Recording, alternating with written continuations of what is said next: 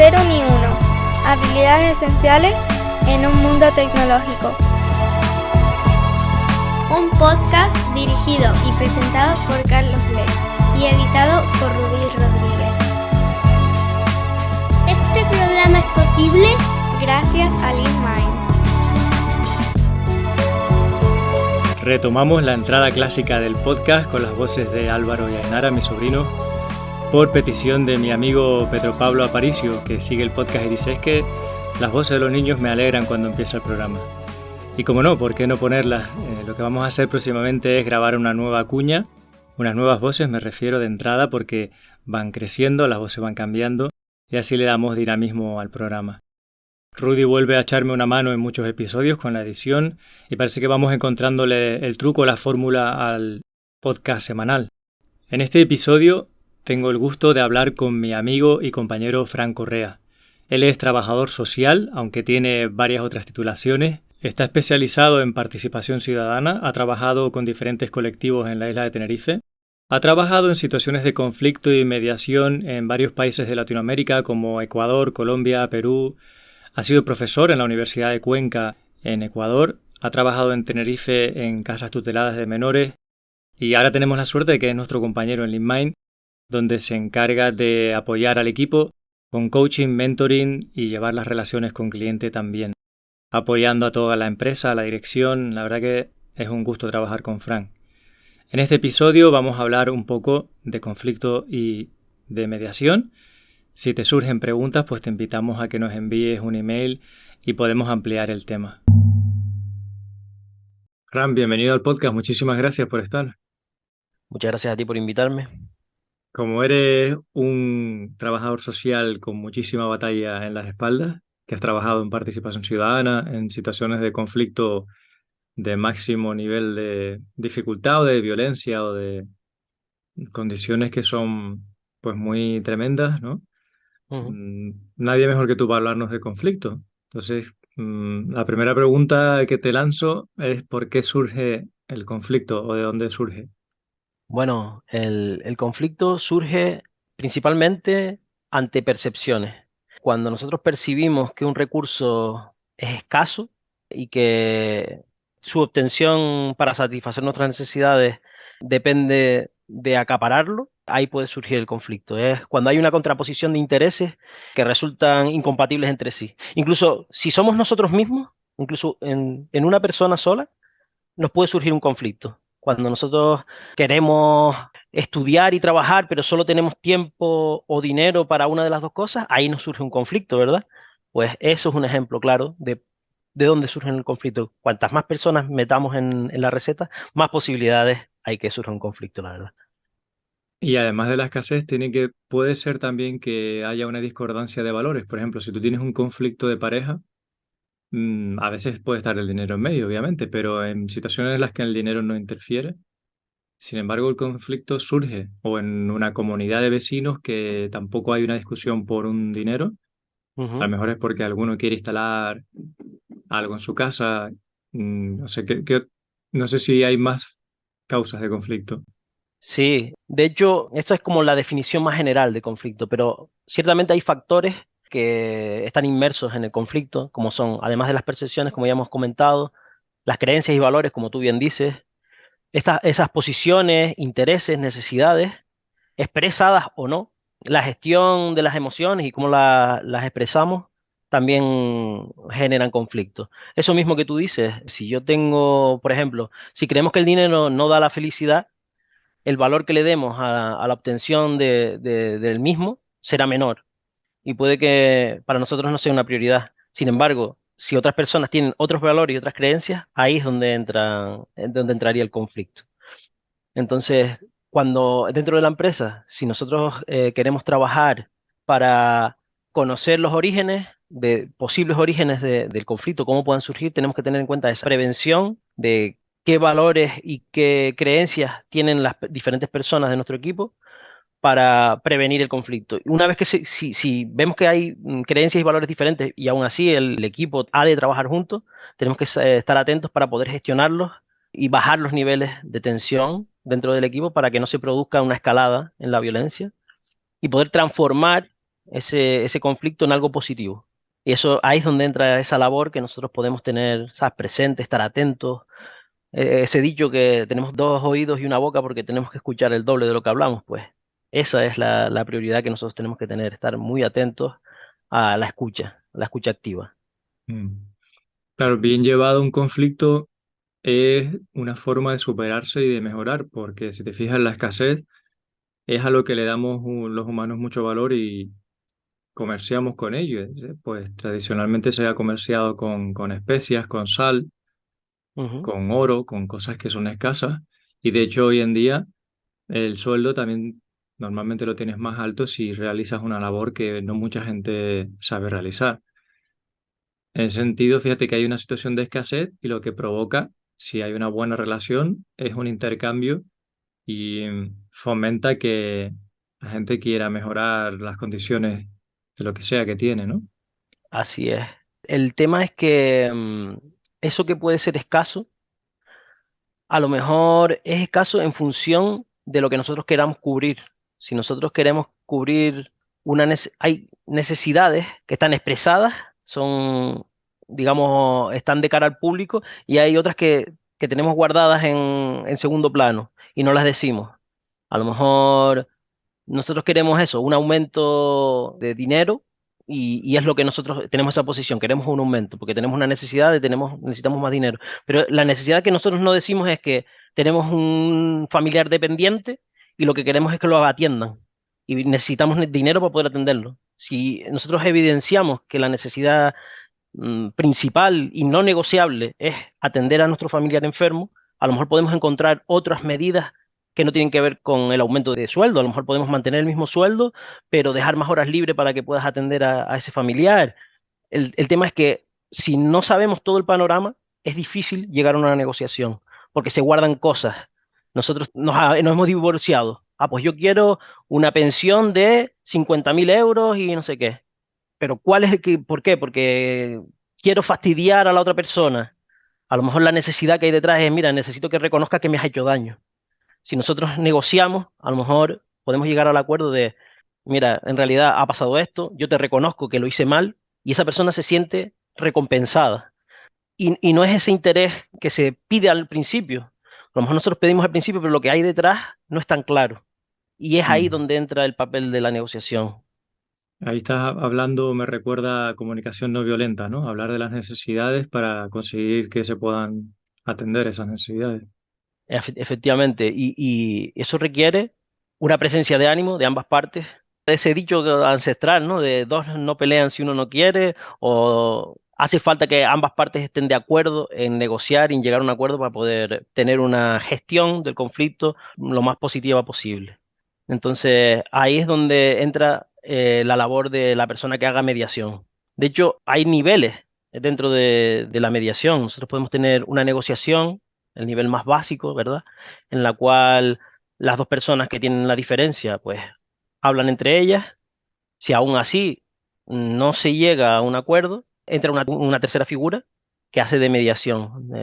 Intenta facilitar la comunicación entre ambas partes, intenta que ese rencor o esa incomodidad que haya entre ellos no dificulte el llegar a un acuerdo. Y si aún así no se llega a un acuerdo, pasaríamos al arbitraje, que es ambas personas reconocen a una persona con autoridad, digamos, y que esa persona, después de recibir la información de todas las personas implicadas, tome una decisión. Ese es el paso previo a ir al juicio, en el cual ya, pues bueno, entraríamos en cuestiones legales. Ahora que lo has dicho, he recordado el caso de un amigo que tiene un conflicto con un hijo suyo de hace un montón de años Ujú, y este quiere resolverlo, el padre, pero no ujú, consigue que el hijo se siente ni con mediador ni con nada. O sea, no quiere afrontar el conflicto, simplemente le quiere denunciar y conseguir no sé qué bienes son, una casa o qué historia, pero no ujú. tiene voluntad de sentarse de ninguna manera a hablar el conflicto. Supongo que ese es el peor escenario posible cuando una de las partes no quiere resolverlo. Efectivamente, en ese caso no se puede mediar. Si una de las partes no está por llegar a un acuerdo, no se puede mediar. Y ahí tendríamos que trabajar, hacer un trabajo previo a esto de lo que hablamos de buscar esas necesidades. A lo mejor no es el terreno o el bien en concreto el que tal, hay algo detrás, quizás pues me has hecho daño y no quiero sentarme a hablar contigo, o lo que yo busco de satisfacer no es un bien, sino hacerte daño o cubrir alguna carencia en otro aspecto que si no se evidencia, pues no vamos a poder llegar a un acuerdo. Hay algo más. En ese tipo de casos hay algo más y hay que hacer un trabajo previo bastante grande de comunicación y de aclarar las cosas antes de sentarnos a mediar. Normalmente es eso, y es como una olla a presión, digamos. Se va cargando de cuestiones y va ganando presión y no podemos meternos a negociar en el momento álgido cuando la olla está pitando. ¡Pi! Hay que dejar un tiempo, quitarlo del fuego, trabajarlo hasta que no haya esa presión y podamos abrirlo. Abrir ese melón, como se dice, abrir esa olla y empezar a trabajar con lo que hay. Mm. ¿Y qué estrategias de mediación en un entorno laboral son las que tú conoces? En un entorno laboral, O lo social mejor, también, que es quizá un campo donde tienes más experiencia. el tema es ir generando un espacio de comunicación lo más saludable posible. Eso es el primer paso, porque, como decíamos, la idea es trabajar en prevención. Si tú te dedicas un esfuerzo a prevenir, vas a tener que dedicar mucho menos esfuerzo a gestionar conflictos, a mediar entre conflictos, porque evitas que se produzcan. Lo ideal es generar espacios seguros de comunicación, trabajar para que las personas se sientan escuchadas y trabajar con las percepciones. Trabajar mucho con las percepciones del grupo de trabajo con el que tú estés. Trabajar mucho con el grupo. Que las dinámicas de grupo sean saludables, que las comunicaciones entre el equipo sean sanas y trabajar con los roles de las personas. ¿Qué esperan? ¿Qué se espera de ellos o de ellas? Que eso sea claro, evita problemas de percepción, de malos entendidos que pueden derivar en conflicto. Idealmente, el tema de entender las necesidades del equipo que demandan en áreas de seguridad para sentirse seguros, apreciados y válidos o válidas, eso es un trabajo que nosotros podemos trabajar desde la gestión del equipo para evitar que se produzcan conflictos. Ujú. Lo que he oído yo decir de eso es abordar la conversación o el conflicto en diagonal, en vez de ir directo y sentarse con la persona que está en conflicto y decirle, ¿por qué tú me has hecho esto? ¿O por qué tú tal? O directamente la pregunta de por qué, que es una pregunta, el empezar con un por qué, que tiende a Ujú, que la persona se ponga a la defensiva. ujú. En lugar de ello, afrontarlo con un para qué, porque un por qué genera explicaciones y genera que la persona, como tú bien dices, que se ponga a la defensiva, pero si un para qué genera reflexión. ¿Para qué se hace esta cuestión dentro de la empresa? ¿O para qué se toman estas medidas? Y eso genera una reflexión. Y en esa reflexión hay más posibilidades de cambiar de posición. Eso también es algo que hay que tener en cuenta en el tema del conflicto y que tiene que ver con lo que habíamos hablado, que esas necesidades que no se explicitan. Hay unas necesidades que se basan en unos intereses y eso genera unas posiciones. Si nosotros intentamos cambiar las posiciones sin saber cuáles son las necesidades, no lo vamos a conseguir y eso genera esas tensiones. Por eso, el afrontarlo con preguntas que generan reflexión y que sacan afuera esas necesidades siempre son más positivas. Mm. Con el trabajo remoto, Ujú, yo creo que es más difícil llegar a conocer las necesidades de las personas, que es un reto que tenemos, que por eso es solamente remoto, si no ves nunca a la persona y no tienes un poco de convivencia con ella, ujú, es muy difícil que empatices o que entiendas qué necesidades tiene. Quizá una de las formas de explicar que vernos de vez en cuando en la oficina es beneficioso no tanto por lo que hagamos juntos, sino porque nos llegamos a conocer y a reconocer como seres humanos con necesidades. Y eso, como estás diciendo tú, es la base para que el conflicto no surja. No sé tú qué retos te estás encontrando en el trabajo en remoto y qué soluciones o qué herramientas estás conociendo en remoto. yo soy una persona muy analógica. Cuando empecé a trabajar en LeanMind, para mí fue un cambio importante de trabajar en remoto. Y ciertamente la confección del equipo, la confección del grupo es algo muy importante. Hay que mimarlo para evitar que sea un área abonada al conflicto. Desde el trabajo en remoto, herramientas como los uno a uno, en el que tú tengas espacios con las personas para intercambiar preocupaciones, hablar y evidenciar esas necesidades que pueden ir teniendo los compañeros y compañeras, es importante. Eso, como si estuviéramos trabajando en lo sistémico, desde lo individual a lo colectivo. Trabajamos esas necesidades individuales, esas preocupaciones individuales y después pasamos a un escalón más y es trabajar en el grupo. El grupo como organismo vivo, como interacciones entre las diferentes personas, intentar aclarar malos entendidos antes de que estos se enconen y haya una escalada en la violencia, ¿verdad? Por eso es importante esos espacios de comunicación. Parece que sería un gasto de energía y de recursos el dedicar tiempo al equipo no productivo, digamos, pero el dedicarle este tiempo evita que después en el día a día esas diferencias, esas pequeñas malos entendidos, terminen creciendo y desarrollándose en realmente problemas que puedan afectar a otros colaboradores o al buen funcionamiento del equipo.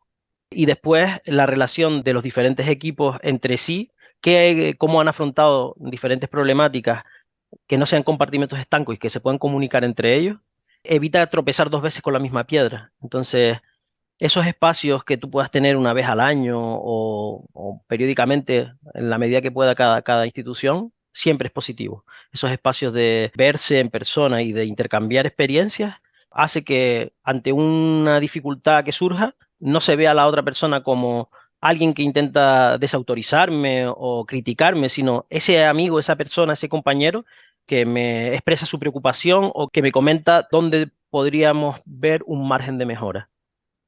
De las dinámicas que hacemos en remoto, Ujú. la reunión semanal o la reunión diaria que se hace con los aprendices de práctica, ¿las ves positivas? ¿O hay alguna otra que crees que esté funcionando en remoto? De hecho, las reuniones con el alumnado en prácticas, que es un colectivo que no está sesgado, que no tiene malas mañas, digamos, en el sentido de he estado en una empresa que me ha transmitido determinadas cuestiones, es Greenfield, digamos, vienen sin prejuicios ni nada. Me ha sorprendido positivamente cómo se ha producido una dinámica de apoyo mutuo, pues mira, yo he descubierto esto, lo comparto, he hablado con mi tutor o mi tutora y me ha explicado este problema que no sabía cómo se solucionaba y ahora lo tengo claro y no lo atesoro, sino lo comparto. Esa dinámica de para brillar no apago las luces de los demás para que la mía se note más, sino juntamos nuestros faroles para tener más luz, se ha hecho muy natural. Y eso a lo mejor sería un ejemplo incluso para compartir en otros lugares, porque el total es más que la suma de las partes en este caso.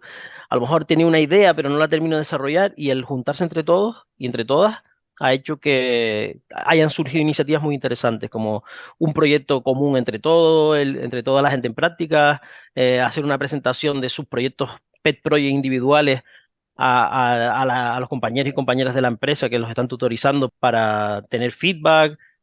Han sido cosas muy interesantes y eso es un aprendizaje más allá de lo técnico que se llevan para otros lugares donde vayan a trabajar. Mm. ¿Y tú que has estado en ese grupo, cómo lo han conseguido? Crear ese ambiente. ¿Qué ingredientes han te venido? ¿Qué cosas han hecho?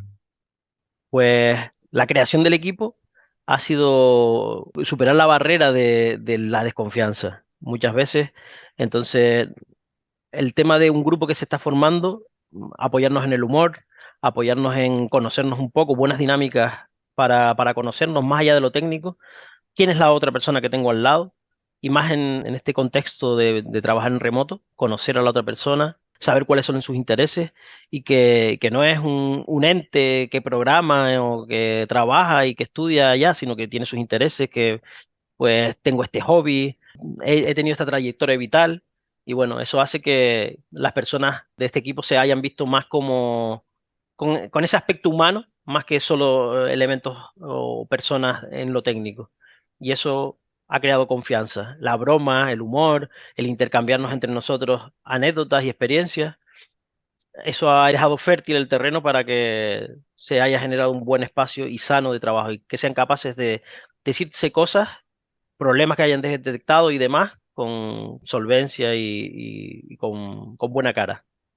Y para eso, en esas dinámicas, tú has estado introduciendo preguntas o juegos o sea, ¿habéis tenido espacios para conversar de que cada uno cuente cosas que le gustan o qué tipo de dinámica se te ocurre que habéis hecho? En esas presentaciones hemos hecho dinámicas sencillas para romper el hielo, de presentación, en las cuales para superar esas vergüenzas iniciales, a lo mejor ser tú la primera persona en la que cuenta. Y si lo cuentas con humor y tal, y esta que es la persona que va a llevar las dinámicas y que va a llegar el espacio, habla con este humor y con esta claridad, pues nos está dando pie a que nosotros también seamos sinceros y sinceras y claros y podamos trasladar ese espacio humano. Y creo que eso ha sido una de las razones por las cuales se respira tan buen ambiente en este equipo.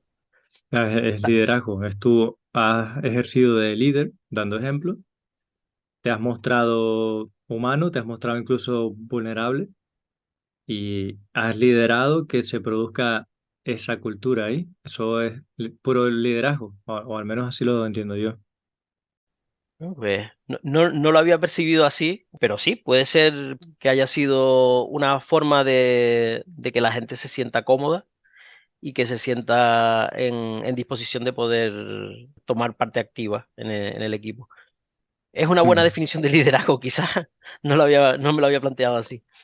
Es que en liderazgo hay gente que piensa que es una forma de ver al otro de manera condescendiente, ¿sabes? De tú eres la oveja y yo soy el pastor y entonces yo soy más que tú y yo no lo veo para nada así. Simplemente es la persona que traza un camino con su ejemplo, pero Ujú. no tiene por qué creerse más que nadie, ni tiene por qué ser autoritario, ¿sabes? El liderazgo es que tú dices, bueno, si la dinámica que quiero crear aquí es de confianza, de que la gente se pueda abrir, pues el primero que me tengo que abrir soy yo, porque si yo pongo humor y pongo sinceridad y transparencia y cercanía, pues eso es lo que estoy dándole a entender a la gente que es lo que se hace aquí.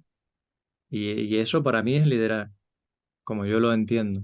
Es curioso que me comentes esto porque una profesora que me formó, Loli Hernández, ella hablaba del modelo semilla. Nosotros podíamos coger y decir, no, esto es lo que se tiene que hacer, dirigente, o yo cojo y me cargo el peso de toda la responsabilidad de todo lo que hay que hacer y lo hago yo para que ustedes me vean, mira, esto es, ay, qué cargado que soy, qué sacrificio y tal. Y después hay un modelo que es el modelo semilla, que es tú coges y vas plantando ideas en la gente. Pues mira, ¿y esto por qué lo hacemos de esta manera? ¿Y tú cómo opinas que debería ser esto? Y tal.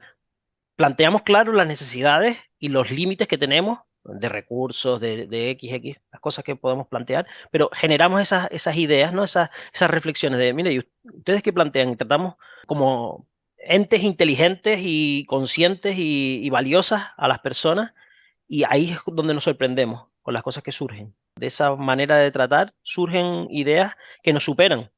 Entonces, saber incluso trabajar desbordados. Nosotros teníamos una idea que íbamos a trabajar esto y esas ideas que tú plantas hace que surjan iniciativas que nos desbordan y saber llevarnos con eso que surge. Eso tiene que ver también con las metodologías participativas, es una parte principal de esta manera de trabajar. Los humanos somos especialistas en detectar cuando la otra persona nos está hablando para tratar de timarnos o para, desde una posición que se siente superior. Todo ese tipo de actitudes somos, aunque sea inconsciente incluso, somos buenos detectando eso. Entonces es difícil que alguien te entre cuando tú ves que la intención que tiene no es buena Mm. o que quiere manipular, aunque hay gente que lo consigue, Ujú. pero eso se ve venir bastante bien. La sabiduría en las palabras ancestrales está, esos dichos que de nuestros mayores tienen mucha validez en el día a día. El tema de la primera vez que me engañe será culpa tuya y la segunda será culpa mía, ¿no? Como estamos siempre activos y eso también es una de las cuestiones que nos pueden sesgar a la hora de trabajar con otras ideas. Estas primeras impresiones que nos activan esquemas mentales que tenemos. Si nosotros hemos tenido malas experiencias con determinadas cuestiones, determinado empresa, determinado tipo de empresa, determinados tal, o determinados compañeros o determinadas situaciones, cuando se vuelve a repetir una situación similar, nos saltan todas las alarmas. Y entonces eso hace también que se generen situaciones tensas. Tenemos que analizarnos nosotros y saber un poco cuáles son esos esquemas mentales que nosotros tenemos para no caer en juicios de valor.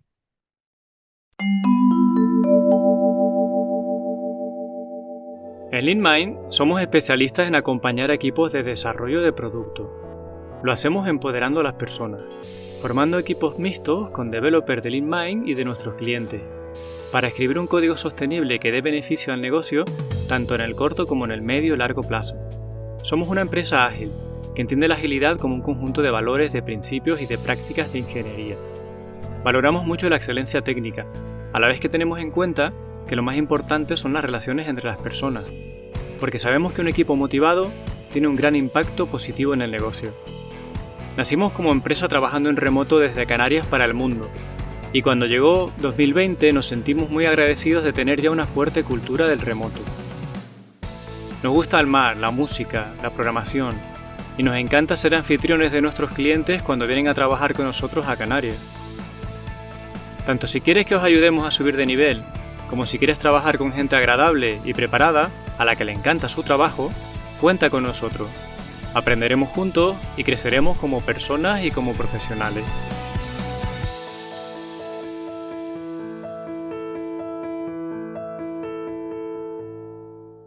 ¿Y qué estrategias de resolución, de mediación más bien, una vez que ya el conflicto está ahí, ha surgido?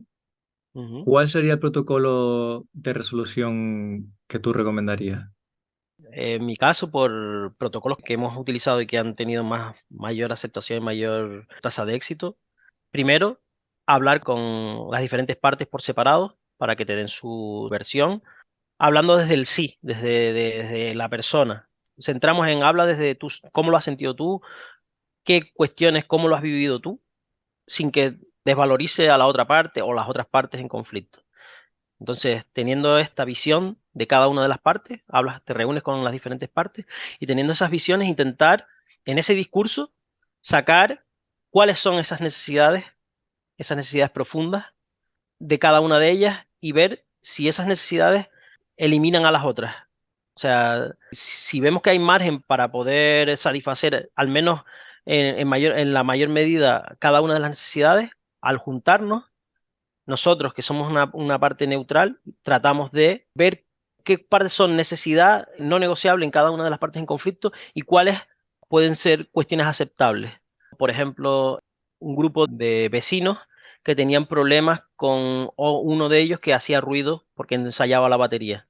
Mira, que yo soy músico profesional y tengo que ensayar porque me gano la vida así, sí, pero es que nosotros tenemos diferentes horarios y tenemos que dormir. Entonces, vale, si una persona necesita practicar para poder llegar a una práctica buena para poder ganarse la vida y el resto de vecinos tienen que descansar, vamos a llegar a un acuerdo. ¿A qué horas duermen la mayoría de vecinos y vecinas en la comunidad? De tal a tal hora, vale. ¿Qué márgenes quedan? ¿Estarían ustedes de acuerdo en que se ensayaran de esta a esta hora? Sí, y en estas horas en las que hay gente, ¿habría posibilidades de ensayar poniendo paños encima de las baterías para hacer menos ruido? Pues sí. Si nosotros no llegamos al acuerdo de saber cuáles son las necesidades vitales de cada una de las partes y nos centramos en es un mal vecino porque hace ruido, son una gente muy conflictiva que no hacen sino gritarme por las escaleras, no llegaríamos a ese acuerdo, no llegaríamos a los espacios de tolerancia entre las diferentes partes. Eso sería una manera, con un ejemplo fuera de la empresa a lo mejor, pero es aplicable a cualquier situación de malos entendidos, de conflictos entre diferentes colectivos humanos. En LeanMind tenemos un principio escrito de resolución de conflicto que primero consiste en hablar uno a uno las dos personas que tienen el conflicto, o no digamos conflicto, vamos a decir el roce o la incomodidad o la dificultad comunicativa. Cuando ellas han hablado, si vemos que, bueno, en realidad si ellas ven que no se resuelve, ya hablarían con una persona que medie, que entonces las escucha por separado. Y cuando ya les ha escuchado por separado, ¿cuál es el siguiente paso? Cuando ya les has escuchado por separado y vemos que la situación ha bajado lo suficiente, hacemos una reunión entre las diferentes partes. Y en esa reunión se hace un acuerdo en la cual todas las partes en gestión del conflicto acordamos que lo que se acuerde en esas reuniones, en esas sesiones, se va a cumplir de manera libre, sin obligación y demás. Entonces, se ponen unas normas básicas para poder trabajar nos vamos a escuchar cada una de las partes sin interrumpir a la siguiente, vamos a tener en cuenta lo que se diga, etcétera, etcétera. Las normas básicas de comportamiento. Y después vamos a expresar nuestra opinión, que ya la hemos trabajado por separado, a la otra persona, diciéndole cómo se ha sentido hablando desde el yo a la otra persona. Así cada una de las partes, escuchándose. Es que muchas veces no han tenido ni siquiera la oportunidad de escucharse, porque la tensión ha sido tanta y esa situación ha sido tan tal que no llegan a escucharse en profundidad. Y después que se hayan hablado, que se hayan contado desde el yo esta situación, nosotros como mediadores, mira, ¿qué te ha parecido? Hacemos de herramienta de reflexión entre las diferentes posiciones. ¿Qué te ha parecido esto? ¿Tú crees que esto que está pidiendo o que solicita entraría dentro de las posibilidades? Sí, no. No, entonces ¿hasta dónde podrías llegar? Ah, hasta aquí. Ah, bueno, ¿tú crees que esta posición que te plantea esto sería aceptable para ti? Sí. Entonces, una vez que lo hemos negociado y lo hemos hablado y llegamos a un acuerdo, lo ponemos por escrito y lo aceptamos. Y esa es la manera más oficial de hacer una mediación y llegar a un acuerdo en mediación. Y esas normas que dices tú de antes de empezar la conversación tan básicas, en realidad Ujú, seguro que mucha gente no las conoce. ¿Y qué hace? Se tiene una conversación al principio, ¿no? De estas son las normas básicas de negociación. ujú. O sea, ¿cuáles son? ¿No? Si tú tardarás que te acuerdes así. Un poco, Eh, ¿cómo empezarías esa conversación de conflicto, ¿no? ¿Qué cosas le dirías a la gente si estuviéramos en una situación de conflicto, de vale. mediación? ¿Cómo empezarías? Pues una presentación a lo mejor básica, seguramente hay maneras oficiales y por las escuelas de mediación y demás. Decir, bueno, nos hemos reunido con la intención de llegar a un acuerdo, escuchar a ambas partes y tratar de encontrar una solución satisfactoria para todas las partes. Por ello, vamos a acordar que cada parte va a tener la oportunidad de expresar su punto de vista y la otra escucharlo. Eso es principal, que no vamos a utilizar lenguaje ofensivo hacia la otra persona, ni descalificativo, ni demás, que venimos a la reunión con una actitud de negociación y que una vez que ambas partes hablen y presenten sus posiciones, intentaremos llegar a un acuerdo de la forma más satisfactoria para las personas aquí reunidas. Eso sería un ejemplo muy estándar de normas básicas en esa reunión. También se les pediría permiso para poder registrar lo que en esa reunión se hable y se diría que lo que se hable en esa reunión sería privado y confidencial, que no saldría de esa reunión a no ser que las personas reunidas se pusieran de acuerdo para ello.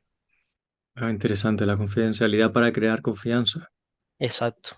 Y ese Mm. sería un acuerdo estándar. Después, las personas pueden hacer aportaciones a esa. Ah, pues yo quiero además que se tenga en cuenta tal, o que venga, que pueda venir a la reunión tal persona que también está afectada. Pues eso se negocia también. Mm. Entonces, en mi caso, las veces que no he conseguido gestionar bien el conflicto es Ujú, por falta de habilidad, ¿sabes? A pesar de haber leído de comunicación no violenta, ujú, hace poco me calenté con los que me estaban haciendo la casa y le dije, queriendo ser no violento, le dije, es que me siento estafado. Eso no es un sentimiento, es decir, eso es decirle que son unos estafadores. ujú. Es una agresión, ¿sabes? Pero en Sí, ese momento no supe traducirlo a me siento triste, frustrado o preocupado, sino buah, le dije que eran unos estafadores así pensando que no lo estaba haciendo mal. Y eso pues requiere un montón de entrenamiento, ¿no? Y luego, después me disculpé y, bueno, afortunadamente conseguimos que que el conflicto no fuera a mayores y ujú. que encontrásemos una solución aceptable o relativamente buena para las dos partes y no fue mal, ¿sabes? Pero sí es verdad que di un paso atrás ahí porque me di cuenta que no, que sí estaba siendo violento y agresivo. Qué bueno que te dieras cuenta de forma autónoma. Ese es de los papeles que desempeña el mediador cuando hay varias partes en conflicto, porque tú le puedes decir que hable desde el yo, pero eso es puedes hacer trampa, es yo me siento mal porque tú eres un imbécil. Entonces, Sí, ahí o yo me siento traicionado, yo me siento engañado, todo eso es realmente decirle a la persona que es mentirosa. efectivamente, efectivamente. Entonces, esa es una de las razones para la que para que la persona mediadora esté ahí. Procurar que el foco de atención no salga a lo personal, sino siga en el asunto. intentar mantener el foco en la situación. Incluso traer a la situación cosas que a lo mejor una de las partes no es consciente o ambas de las partes no son conscientes, porque están centradas el mal o la situación que me ha hecho la otra persona. Sacar eso de ahí para intentar centrarlo en la situación, en lo bien que se sentirían si esa situación no fuera problemática. Sacarlo de lo personal y traerlo a la situación un problema. Sí, intentar que sean conscientes de separar lo personal del asunto que queremos tratar. Ujú, Y otra cosa que a mí me mete en situaciones de conflicto es la falta de habilidad con la asertividad. Hace poco leí un libro que ujú, me regalaron muy bueno sobre asertividad, ujú, se llama Cuando digo no me siento culpable. Y ha envejecido un poco mal en algunos aspectos, pero en otros creo que sigue siendo muy vigente. ujú, Entonces habla de cómo el no decir las cosas directamente, que no es por qué decirlas violentas, sino de una forma clara, el dar rodeos, el manipular, el hacer sentir mal como para conseguir el objetivo en vez de ser asertivos, te mete en conflicto. Y me pasó hace poco, ¿no? Que el vecino hizo una obra que pues me afectó a mí y que no quedó bien hecha. Y cuando se lo fui a comentar, di muchos rodeos y de alguna manera pues acabamos en una situación de cierto conflicto. En ujú, realidad, de una manera educada y amable tendría que haberle dicho, mira, esta obra eh, la has hecho tú sin pedirme permiso, en ningún momento me preguntaste, no ha quedado bien hecha, me estaba molestando, entonces por favor te pido que cuando tú puedas lo arregles, corrijas el problema.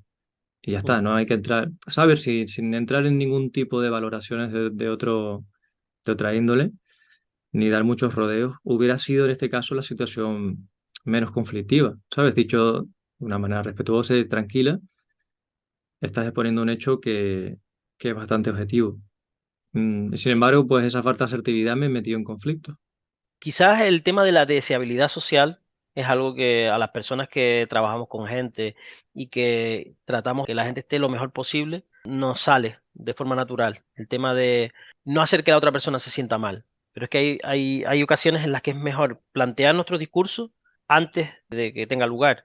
Eso de a toro pasado todos son buenas ideas, de ños, le debería haber dicho tal y cual, claro, porque, pero eso no lo sabíamos en el momento. Entonces la idea de sentarnos y plantear cómo podemos presentar esa situación es algo que sería interesante, incluso escribirlo para no salirnos de esa idea. Yo le quiero decir esto, de esta manera, ¿no? Para que quede claro.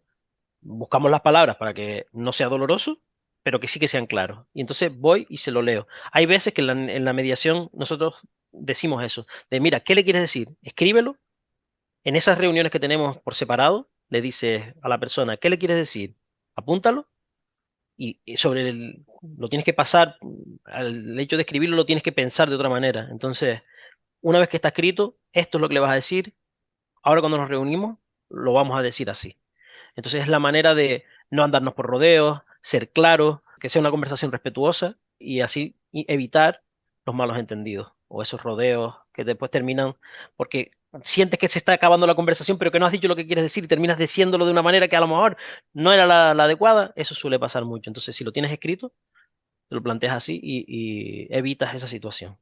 O sea que este es otro mecanismo que tenemos en mediación que podemos usar. Si la persona que va a hablar con la otra antes Ujú. quiere, por ejemplo, sentarse contigo y juntos escribirlo o que te enseñe lo que ha escrito para que tú le des un poco de opinión, Efectivo, es un sí. mecanismo interesante, ¿no? Como un entrenamiento de preparatorio para esa reunión. Sí. Es una herramienta que se suele utilizar mucho.